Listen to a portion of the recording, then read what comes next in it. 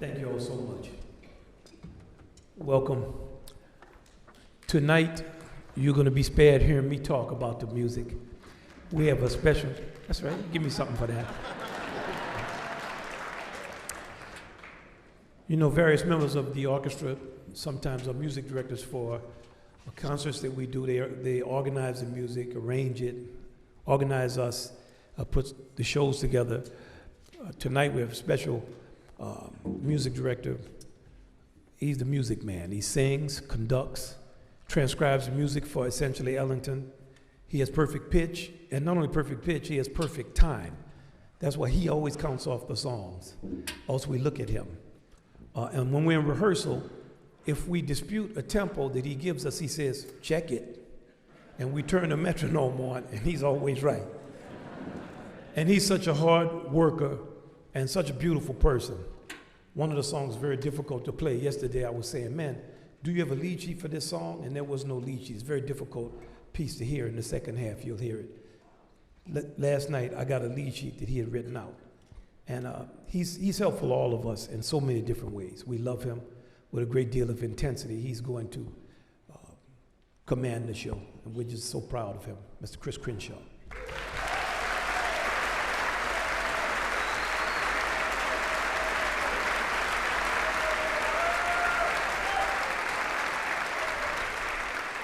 Thank y'all very much.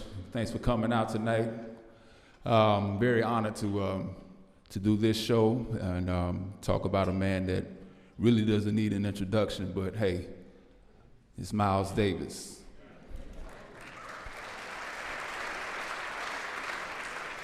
I'm still getting over the fact that, you know, a trombone player is talking about a trumpet player's music, but hey, I get over it. Miles Davis, I mean, what can I say about him? He was known as the Prince of Darkness. He was known as an innovator, a game changer. You know, everything that he did, it was, you know, had the sincere intent. You know, whether folks liked it or not, you know, it was still him, and he always represented himself well. And we're going to start with a tune that was conceived in 1949, and Gil Evans was a guy that Miles Davis really started collaborations with, and they had a lasting friendship and a lasting time of, you know, just collaborations. And Gil Evans would have people over to his house, and they would talk about music. They would, you know, play different things and, you know, talk about their influences. And some people would overstay their welcome, but, you know, Gil, that was a time where overstaying your welcome was actually welcome. So it was Gil Evans and Jerry Mulligan, John Lewis, and Miles Davis were the four horsemen that got the group together, that you see this configuration of a nonet.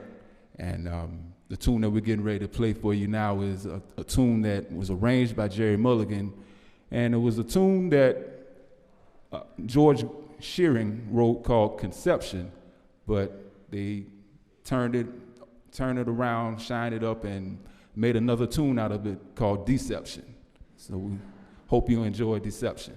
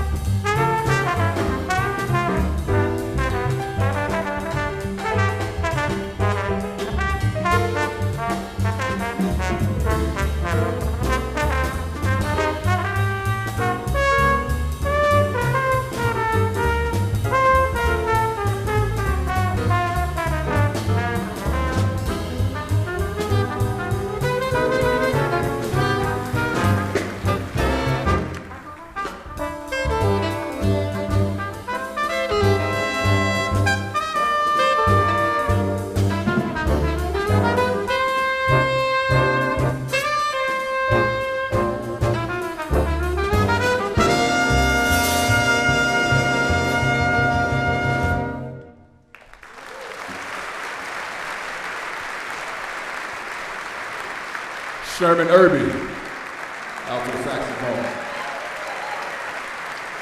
And Marcus Printup on the trumpet.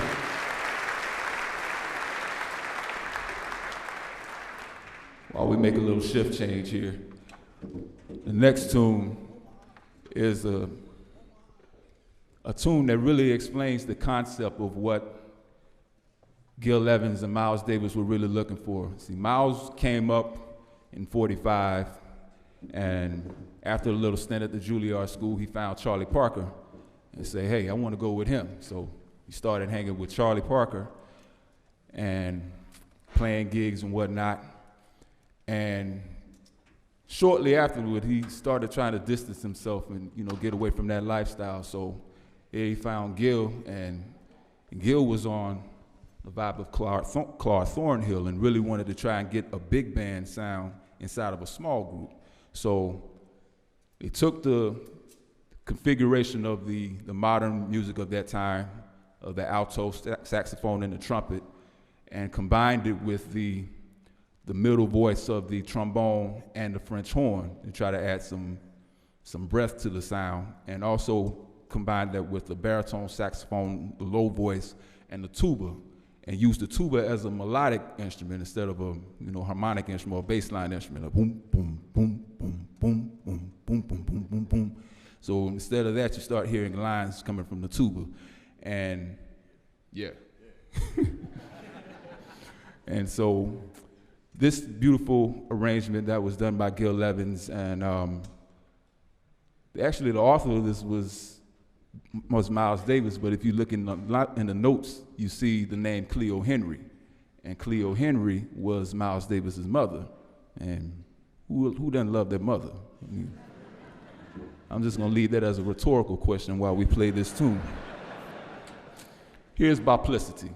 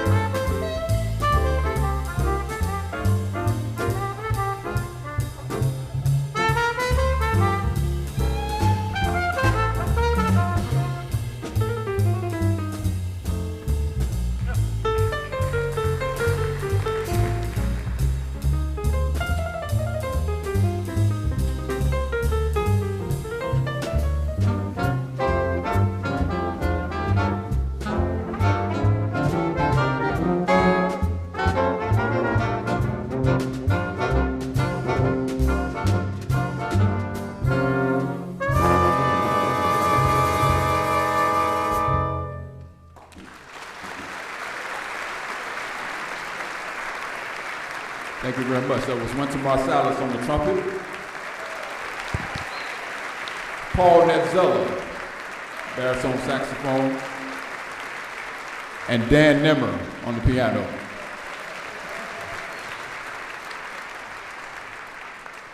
Now I'd like to bring out the rest of the Jazz at Lincoln Center Orchestra.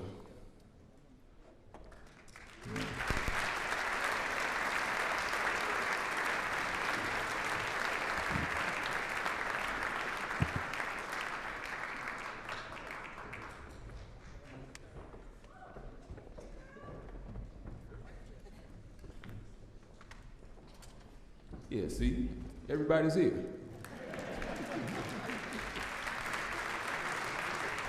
All right. So this next tune is the first of new arrangements that have come in for this concert, and this one was arranged by Sherman Irby. Yeah, give Sherman some. And this tune was one of the first contributions to the modern music of the 40s, and it comes from a Tad Dameron tune by the name of Lady Bird, and Miles Davis would take that tune and record it later on Blue Note Records in the mid-50s, and he had a way with titles. Like he called Thelonious Monk's Well You Needn't, he called it I Didn't. You know, so he had a way with titles, and he called Lady Bird Lazy Susan. It was just a themeless thing that you could just play the changes over or something. But he called this tune Half Nelson, and I think there were two theories about why he called this tune Half Nelson. Is because the bass player that was on the session, Nelson Boyd, it seemed like everyone, Charlie Parker played 2 choruses, Miles played 2 choruses, and Nelson only played 1. So that's one theory, and then the other theory I have is if you look at a picture of Nelson Boyd, he was shorter than the bass that he held. So there's another theory. So anyways, here's Half Nelson, arranged by Sherman Irby.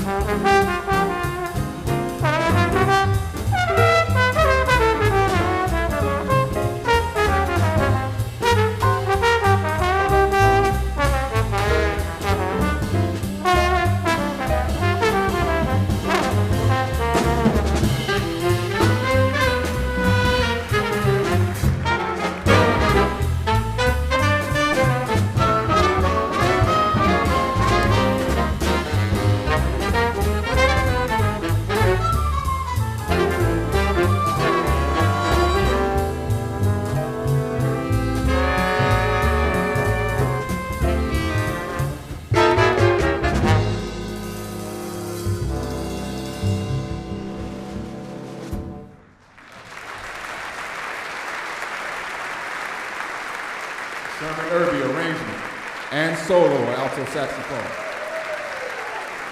Victor Goins, tenor saxophone. Vincent Gardner, trombone. And our lead trumpet player, Ryan Kaiser.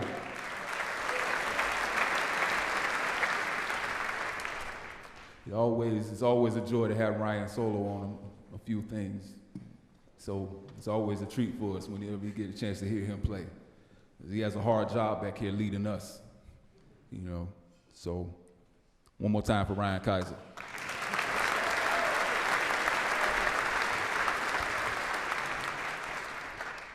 So Gil Evans and Miles Davis.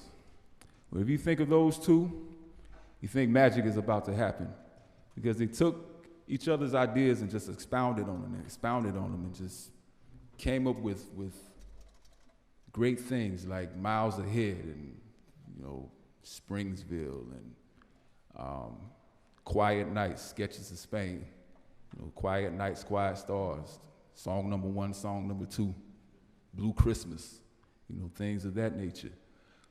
But I think one of his great albums that came out was Porgy and Bess, and what they did with it. You know, songs like Summertime, Bess You Is My Woman, you know. And I think when Gil Evans had this tune that we're about to play in mind, I think he just wanted an excuse for Miles to just play the blues. So he took the tune, Gone, Gone, Gone, took 2 gones out and just made Gone out of it. And orchestrated in a fast time, and it's a real workout for the drums. And so you'll get the chance to hear Willie Jones III on the drums a little bit, as well as the voice of Kenny Rampton on the trumpet. So this is Gone, arranged by Gil Evans.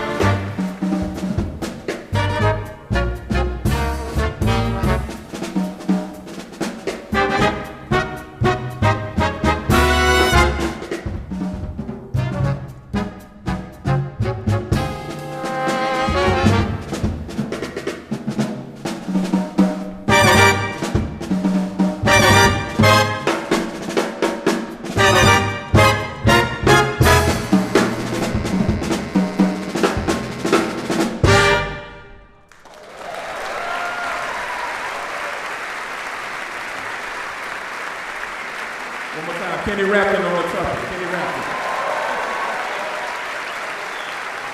Willie Jones III on the drum.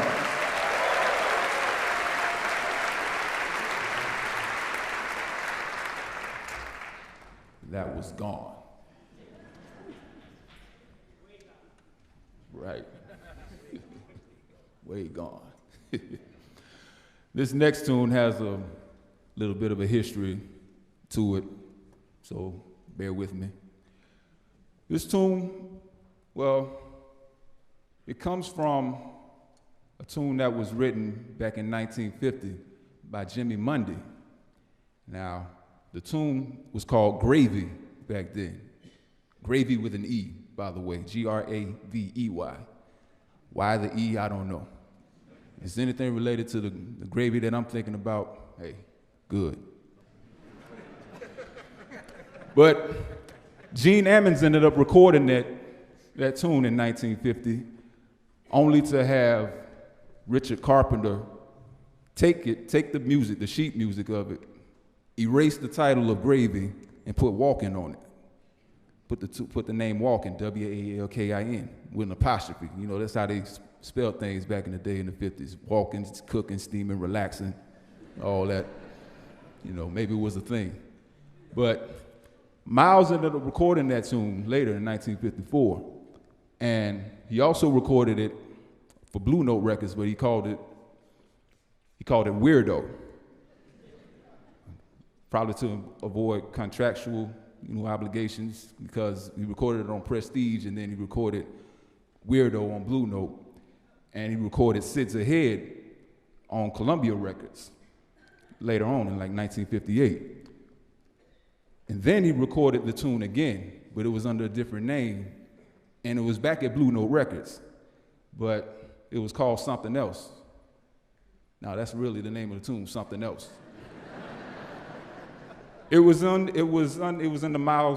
the Cannonball Adderley title, and they would later hook up together with the sextet that was Brett Garland and Philly Joe Jones, and people say a young John Coltrane, but John Coltrane and Miles Davis were the same age, so take that how you want to take it. So here is Something Else, and this is my arrangement of Something Else. Hope you enjoy it.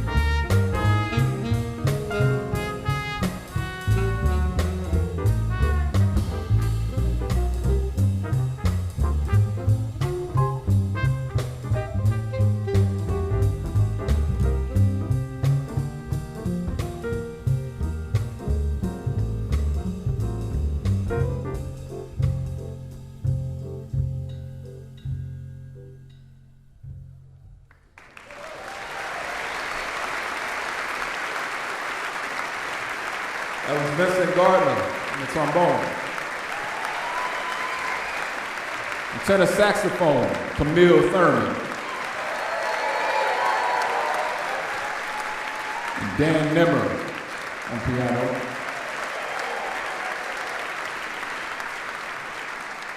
Thank you very much. And that was something else. Now we'd like to conclude this first half with a tune that demonstrates what Miles was thinking in the late 50s, and he kind of displayed it in the last tune we just played in something else. He wasn't really thinking in harmony, he was thinking in, he was thinking in modes, So really wasn't basing anything off chord changes, he was just basing things off like a series of notes. And this is true in this piece that we're getting ready to play. It's a piece I arranged. It's called Milestones. Or it could be Miles Tones, or it could just be Miles. Either way, we're playing it.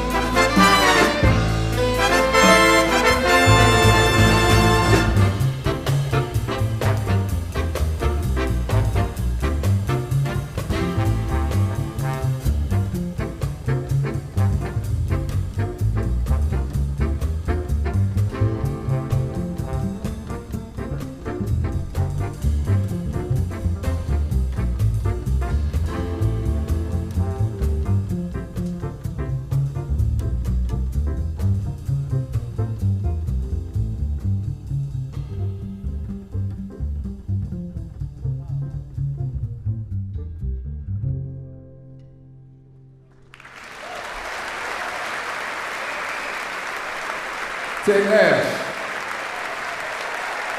at the saxophone. Wynton Marsalis on trumpet. We are the Jazz at Lincoln Center Orchestra. Thank y'all very much. We'll be back in 15 minutes or so. Meet somebody new. As I look around America, this music, the music of Duke Ellington, has actually changed the face of jazz education in the last 22 years. Jazz education is different now than it used to be because of the music.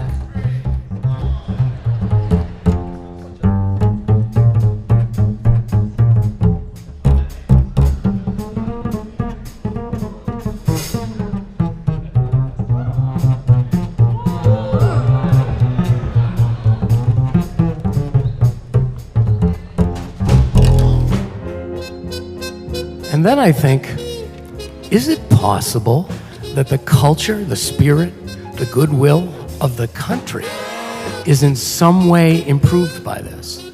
And at times we question that, but when I'm in this room with you people, there's no doubt in my mind.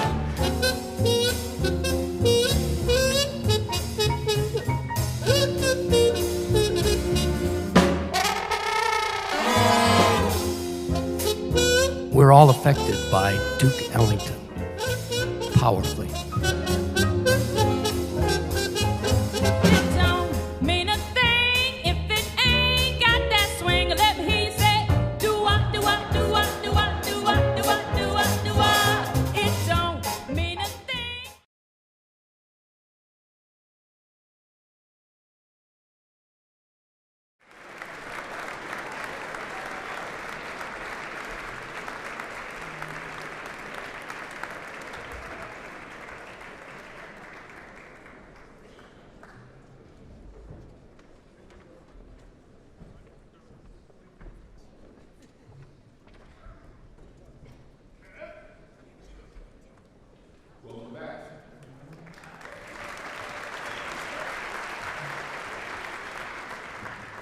Did you meet somebody new?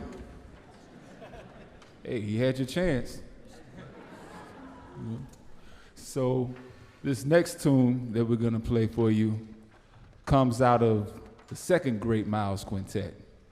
And so when Coltrane left the first great quintet back in 1960 and ventured out on his own, it left a void in Miles Davis's development. So he had to search for a new band. And out of that came so much freedom, especially from the rhythm section of Tony Williams, Ron Carter, and Herbie Hancock. Yeah, give it up for those. And one of the first albums that came out of that time is the title track to the tune that was arranged right here for this orchestra by Ted Nash. And we're gonna play for you 7 Steps to Heaven.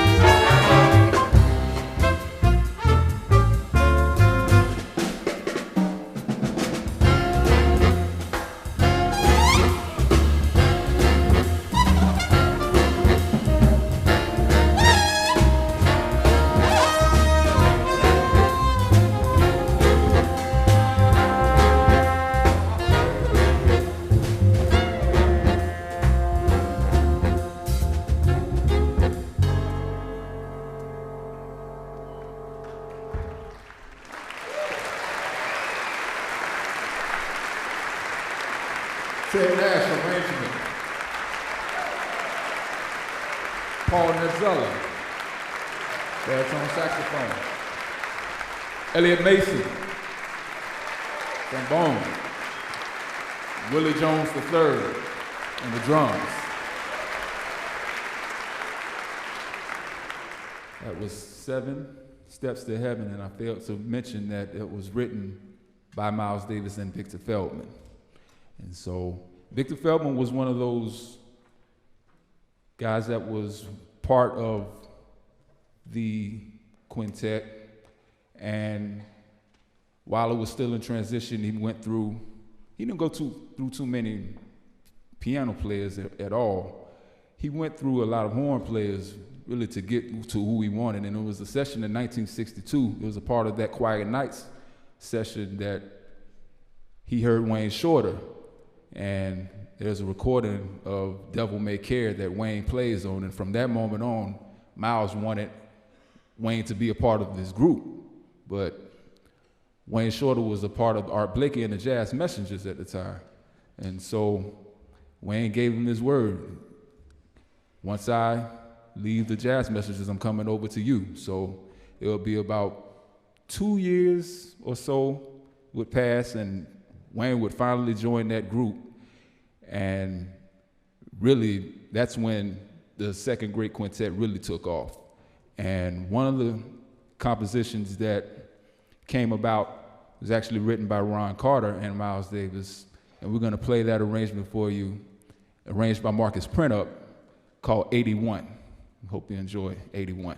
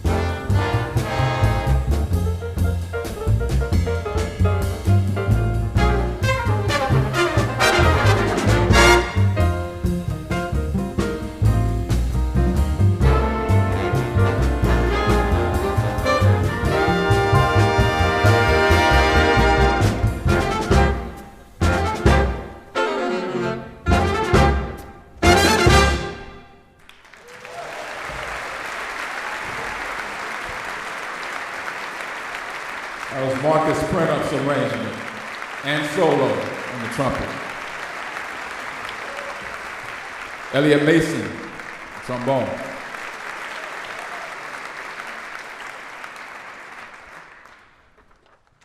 Now this next one goes back to 7 Steps to Heaven.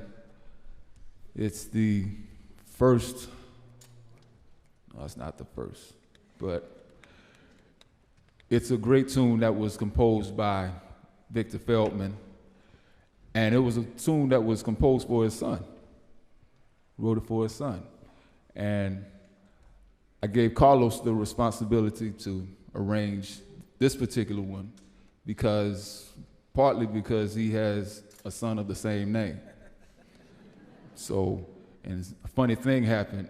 While we were getting our arrangements together, a snafu came up, and we were supposed to rehearse this particular arrangement, but he instead sent a tune that he had written previously for his Bronx Pyramid album called Joshua's Dream.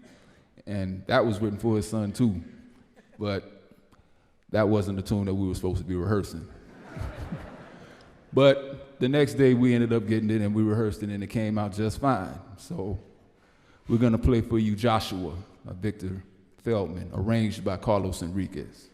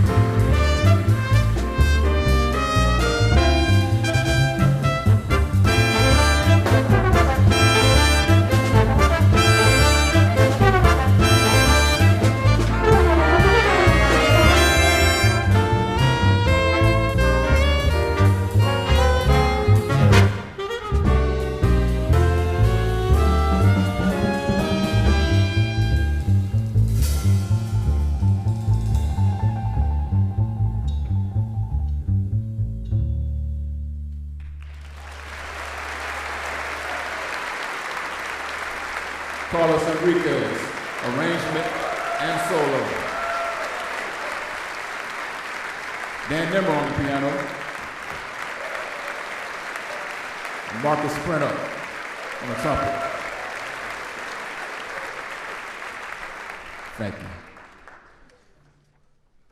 No Miles Davis concert would be complete without the voice of the muted Harmon mute trumpet.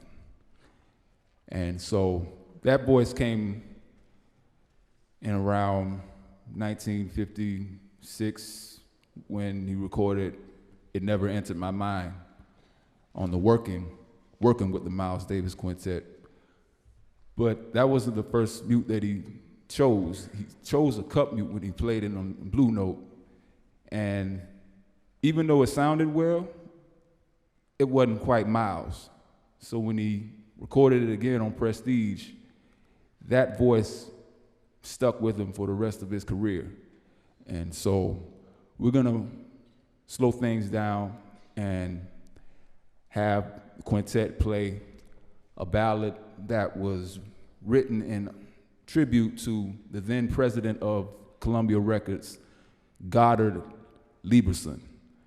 And if you take the name Goddard and spell it backwards, then you get the title of this tune, Drad Dog. So we hope you enjoy this, Drad Dog.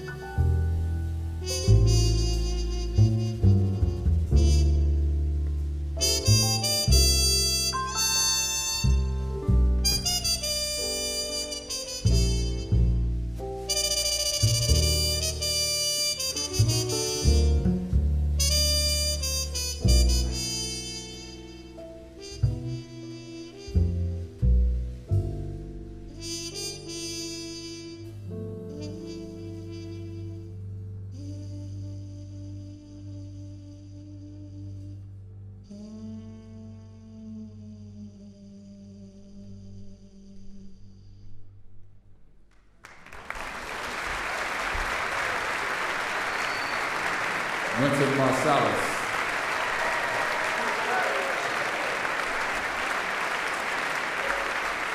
Camille Thurman. Dan Nimmerman. Carlos Enriquez. And Willie Jones III.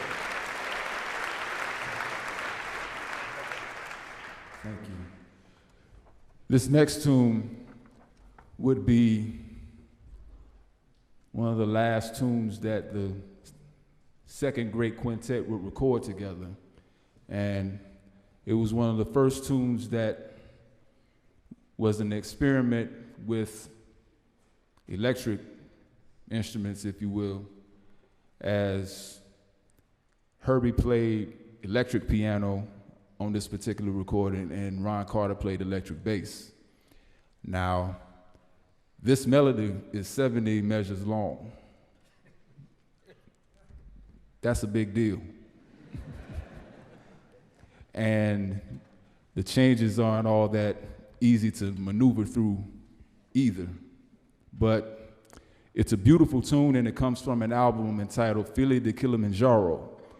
And that's considered to most the kind of blue of the second great quintet. So we're gonna play for you my arrangement of Toot Sweet. And in English, that means right away. So we hope you enjoy it.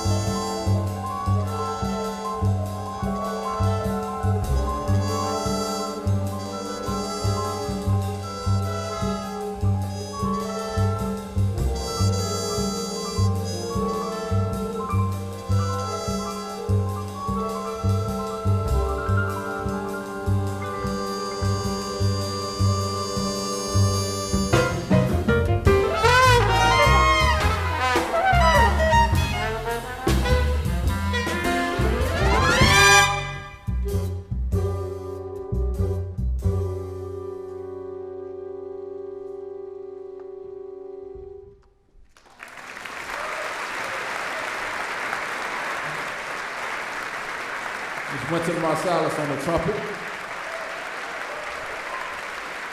Victor Goins and Sherman Irby, saxophones. Dan Nimmer on piano. It's Paul Netzella on the clarinet. Ted Nash on the flute. Thank you very much. We're going to conclude this concert with a tune that was featured on many of Miles's tours in the 80s, and it was recorded on Live Around the World. Now, earlier in the concert, I mentioned that he was the Prince of Darkness, and so there would be instances where Miles would turn away from the audience when he played, and looking at videos, I would see that he would, get with other musicians and, either feature them or try to play lines with them of some sort.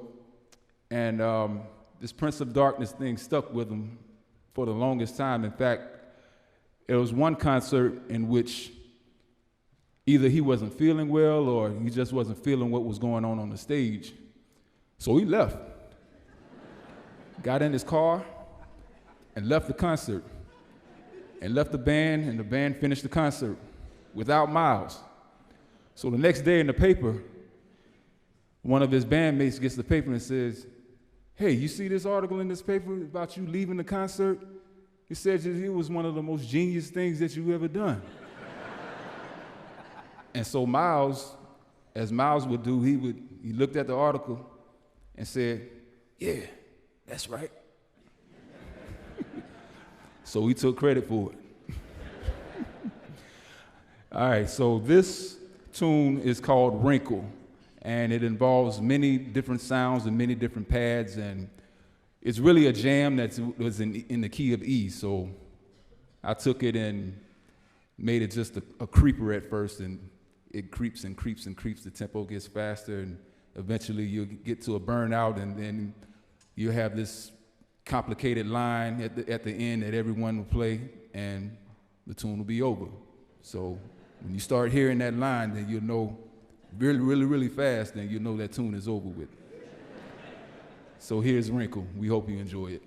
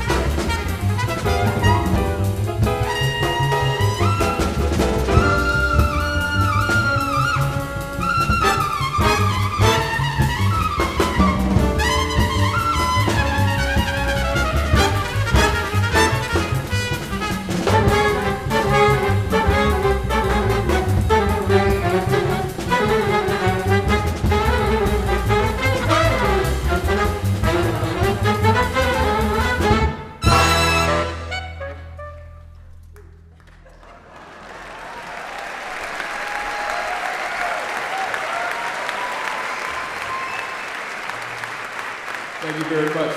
Ted Nash. Kenny Rampton. Wynton Marsalis. Ryan Kaiser. Marcus Printup. Elliot Mason. Vincent Gardner. Victor Goins. Sherman Irby. Camille Thurman. Paul Metzella. Dan Nimmer. Carlos Enriquez.